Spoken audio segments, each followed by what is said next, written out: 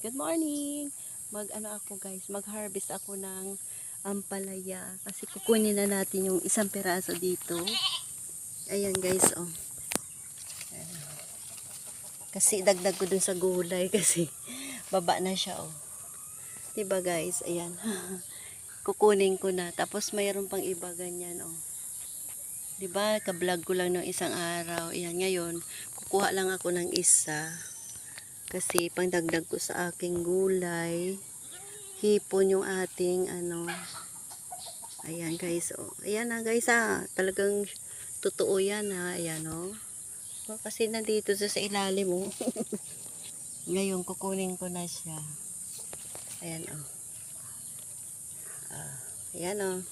Kupitin natin. Naligaw siya dito sa baba. Ayan. Ayan guys, kay kukunin natin kasi idagdag ko sa aking gulay. Tapos ito, dalawa naman kambal, oh. Ayan.